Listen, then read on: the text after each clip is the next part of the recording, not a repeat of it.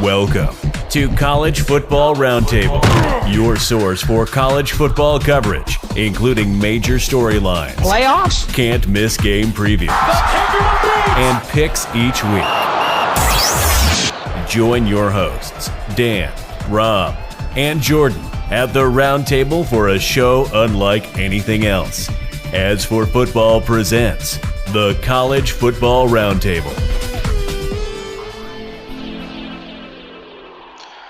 All right, it is finally here. We actually have college football this weekend. I'm Rob Robinson with the As for Football team. I've got Jordan and Dan joining me today. And we're going to be providing the Trash Talk Nation an update on some college football action. Now, for those of you guys that are fans of the As for Football College Football Roundtable, this is going to be the College Football Roundtable. It's just going to be supporting another organization with the Veteran Trash Talk Nation. We're trying to get our NCO leadership involved in their organization. So VTT is a great bunch of guys. We're glad to be here. We appreciate you guys reaching out and giving us the opportunity to provide you guys some updates on college football. So for those of you guys that are College Football Roundtable fans, it will still be College Football Roundtable. We may change the name to the Ring Knockers College Football News. For the Veterans Trash Talk Nation, I am your host, Rob, more formerly known as the Angry Colonel. You've seen me pop in on the podcast before and drop some K knowledge and take off. And so now I'm bringing the rest of the crew in, and we're going to provide you some quick updates on college football, and we will go from there. But I'm your host, Rob Robinson. We're joined by Jordan in Atlanta, who is rocking the awesome electric strawberry, and Dano Ikebesa in coastal Connecticut, and he's repping Team Red, White, and Blue. Our other teammate James from Brigade Review is out in Oklahoma, and he is not enjoying his life right now because he's not here with us. So we're going to continue. Go ahead. Hey, Robert, are you the host of this? I think I missed that. Yeah, and we will. Yeah, and that's how this works, right?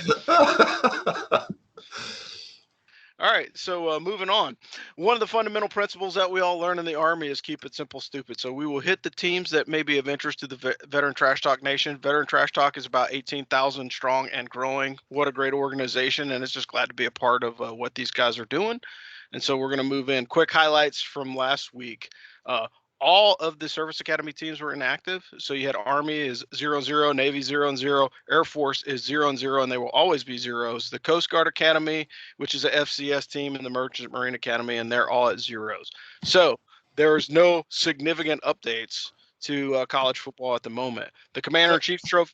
Go ahead. Nebraska played, but they were pretty inactive too. True statement. For those of you guys that are black skirt fans, they embarrassed you. Like, they pride themselves on defense allegedly, and then they got stomped by the Fighting Illini, which is very, very sad because I actually picked Nebraska to win that one. But as far as Academy football is concerned, we're going Commander-in-Chief's Trophy, so we cover that. For those of you guys that are new to Academy football, the Commanders-in-Chief's Trophy is designed by the real schools that are in the Department of Defense representation, Army, Navy, and Air Force. I guess 2.5 because Air Force doesn't really count because they are the Army Air Wing. Anyway, Army would retain the Commanders-in-Chief Trophy if college football were to end today, but normally it is a head-to-head matchup, and whichever team has the best record. So if you are 2-0 against the other Academy teams, you will retain the title. If you are split 1-1 or whatnot, you will share a partial control of it. But normally what happens is at the end of the season, the Commanders-in-Chief Trophy returns back to the university or to the academy that won it outright the last time if there's a tie. Coast Guard and the Merchant Marine Academy do not play in this one. And also, if you ever get a chance to go visit the Coast Guard Academy, much, much nicer place, like West Point, doom and gloom, Navy. Like, hey, gray on gray, man, it's just not that cool. Navy, if you like seafood and hanging out with squids, go for it. And the Air Force Academy probably is the nicest location of all of them, but they look like bus drivers in their formal uniforms, so I'll pass on that one. And now we've got the AP Top 10. So the Top 10, we're just going to run through these really quick. Preseason rankings, number 1 is Alabama. Oklahoma is number 2. Clemson 3. Ohio State is 4. Boo. Georgia is 5. Texas A&M is 6. Iowa State is 7. Cincinnati is 8. Notre Dame is 9. And North Carolina is 10. So what's your call on these on the top 10? What are your thoughts, Dan? I have a good friend coming over this week. He went to Georgia, actually played D-line at Georgia for a little while. So I'm going to say that this is their year. Bulldogs. They're going to make it happen. So SEC championship for the Bulldogs. Jordan, we'll see, but that's my call right now in week 0. Ohio State is way too high in my opinion. So is Oklahoma. Good to see Cincinnati in the top 10. Notre Dame, way too high. They need to be like 15 or something. Iowa State, put them at 9. But overall, this is not terrible, but once against the AP poll. So it's a bunch of journalists who sit around and vote for things they don't understand. So yes. Yeah, that is a legit statement. Some of these days it makes you scratch your head because you're trying to figure out what actually is going on. So if you're writing fashion articles for the New York Times, you probably shouldn't be voting in the AP poll. But it's 2021. Yeah, fair point. Fair point. I think a lot of these folks don't even realize that there's football last week. So going into some of the matchups for this week, we'll take the action on Air Force. Let's see. Air Force is... They're at home playing Lafayette. Playing Lafayette, yeah. FCS team, just like the Air Force, to beat up on somebody that really can't defend themselves, kind of like flying a bomber over a country and dropping 500-pounders on people. However, I mean, everybody likes Air Force puts the real they put the real sister in sister service, and I'll leave it at that. Jesus. All right, so what are you guys' thought on Navy taking on Marshall at their place? I like the bet, man. Marshall is a 2.5 favorite, 2.5 point favorite traveling to Annapolis. This Navy team, their offense was god awful. They did manage to get it together on defense last year, and maybe a miracle happens and Xavier Arline is the second coming of Malcolm Perry, but that is not the way I would bet, especially in week 1. I think Marshall minus 2.5 is an excellent bet. Over under 40, I would probably play the over. Yeah, I would agree with that. Navy builds their offense and defense around one player respectively. Offense, they haven't found that player yet. They haven't named a starting quarterback. They don't know who's going to start week 1. And Navy defense, it's all built around linebacker Diego Fagot. Not my favorite person in the world. He's a great football player, but he gets hurt just about every single game and misses close to a quarter of football. At least that's how it was last year. So you can do a lot of damage in that quarter, especially if you can score some points like Marshall can. So not a Navy fan. Loved, We Are Marshall. Great movie. So I'm taking Marshall. Yeah, that sounds like a great call. Yeah, so week 0, a couple of highlights. Again, Nebraska played the Fighting Illini. That was an embarrassment. Most of these games weren't even worth the time that you put in watching them because they were so lopsided. It was quite unfortunate, I think, to watch some of the beatings that happened. The only upset that was kind of really predictable, or wasn't predictable, was how poorly actually Hawaii did, because they usually have a more high-powered offense, and they just got smacked around by the University of California in Los Angeles. But nobody was at that game. They said 32,000 people were at that game, and they zoomed out, and there was maybe 500. They might have had 3,200 people at that game. Definitely not 32,000. They're counting people at that game like they're counting COVID deaths. You bought a ticket? Yeah, that's five seats right there. 5 people are there. Yeah, 100%. Yeah, for sure. And then of course the one game that everybody may have wanted to watch just because it's so bad. It's the Repus Bowl, so it's the Super Bowl backwards. UTEP and New Mexico State. Does anybody have Flow Football?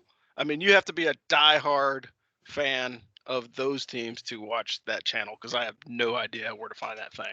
Well, is it Dan? I know you were getting some weird football channel from Vlad in Russia or something. Is that Flow Football, or is that a different service? That was a different service. I don't remember which that one was called. Flow Football is a legitimate service. It's just very expensive. But I will say UTEP, they actually played well this past weekend. So, and while we're talking about games, we did not talk about the Army game.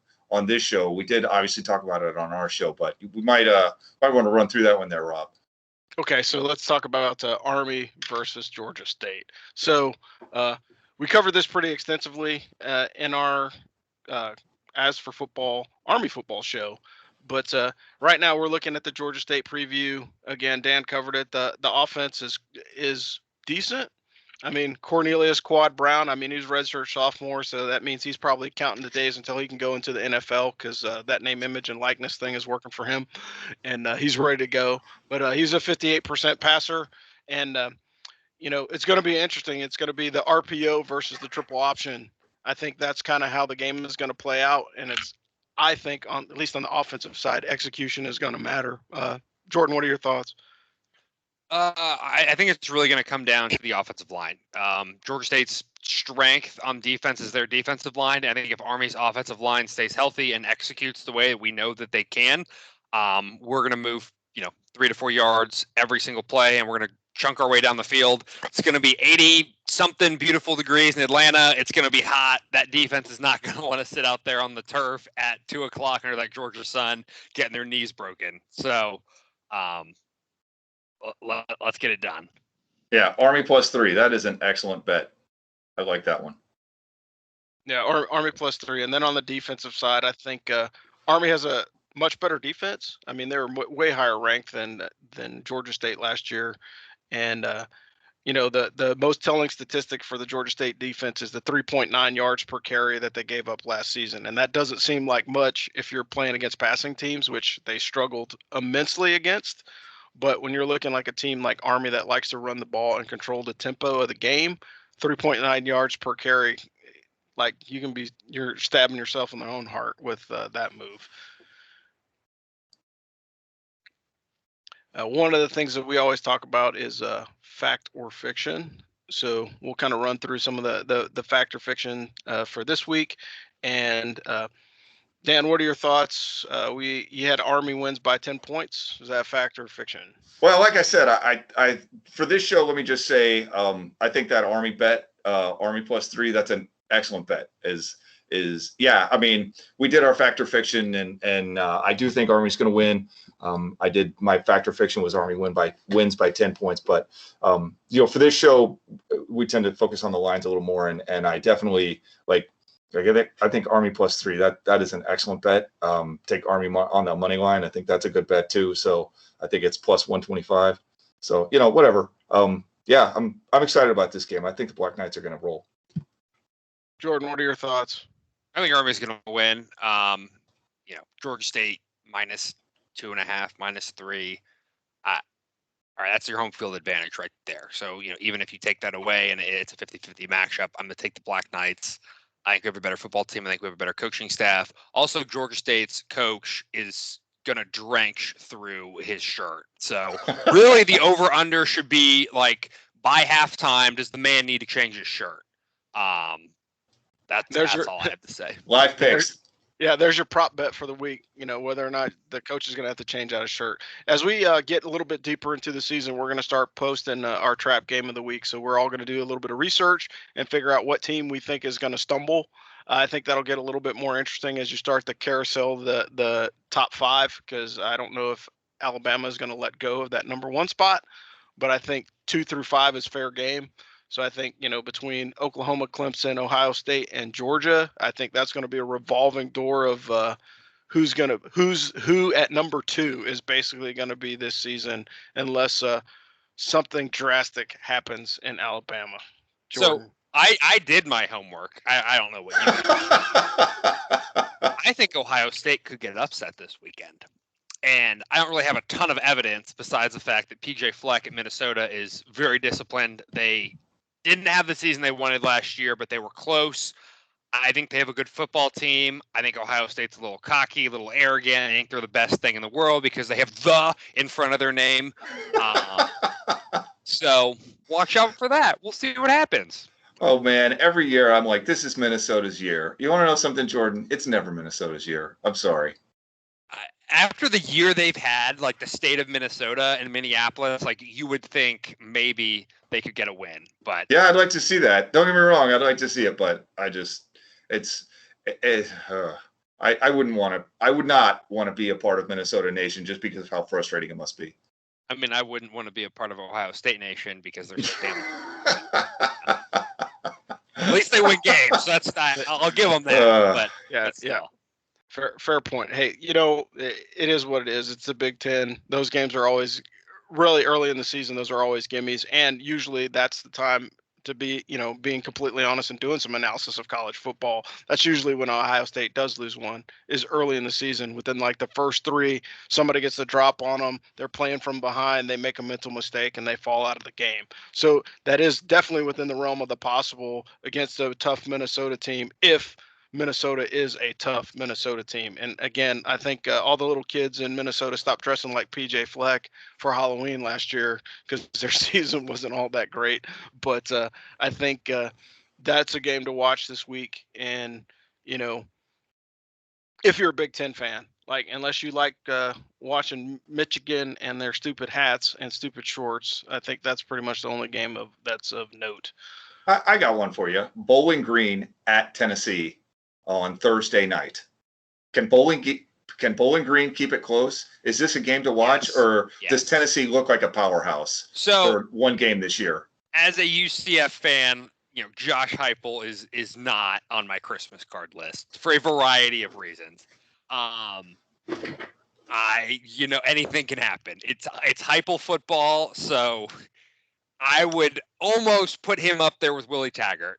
Not quite, but close. So, not that he was given a lot at Tennessee to begin with, but what little he was given, expect him to blow it and then give a horrible press conference afterwards. So that's my 2 cents as a UCF fan. I get the sense that every game at Tennessee this season is a trap game, just for whatever that's worth. Like, coming into the season, that's such a dumpster fire. And I love Tennessee. Like, both my parents went to Tennessee, but it has been ugly for a long time down in Knoxville. Yeah, T. Martin, man, and like most people, like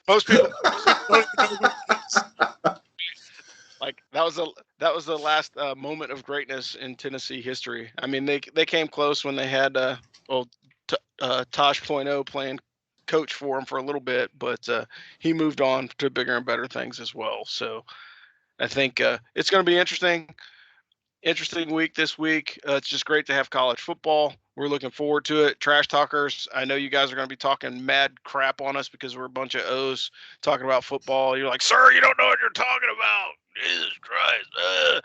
But we thank you guys for your time, and we're more than happy to jump in and support you guys, and mutual support. As always, you scratch our backs, we'll scratch yours. If any of you guys ever have any interest in wanting to jump on and just talk about college football, either on the Roundtable show or Army football, if you're actually a fan, because that's one of the things that we don't really count for, is the voice of our non-commissioned officers and enlisted folks that like Army football. Some people like watching it. I know some people enjoy watching the games, and if you're gonna hang a shingle for a team in FBS football, why not Army? And so we appreciate the support. All right, final words. Dan, do you have anything to close us out? Beat Georgia State. Sounds like a winner. Jordan.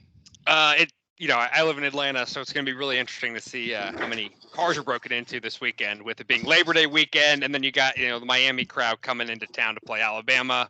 So I'll keep you all updated. But if you're in the Atlanta area, don't go downtown this weekend. That's all I have to say. Also, keep in mind, one of the most highly stolen vehicles is the Toyota Corolla. So those of you guys that like the Japanese import car, watch out for it. Even though it's built in Detroit and most of it's assembled in Texas, be careful with that, because it's Georgia. Anything can happen. But we thank you guys for checking us out. Trash Talk Nation, we appreciate you. All of our Ask for Football fans, make sure that you join us, and keep in mind that every time we do this, we are sponsored by Emblem Athletic. So be a gear hero for your unit today, or you can grab some Veteran Trash Talk t-shirts. We don't care. Just support one of the two of us or both. It would be awesome to have you guys all throughout this season. And we will catch you guys on the flip side. Thanks for listening to the AskForFootball.com college football Football Roundtable. Join the As for Football team for our next episode as we bring you more hot takes and college football analysis. We would like to thank our sponsor at Emblem Athletic. Be your own hero for your unit or team today. You can find us at asforfootball.com and on Twitter, Instagram, and Patreon at As for Football.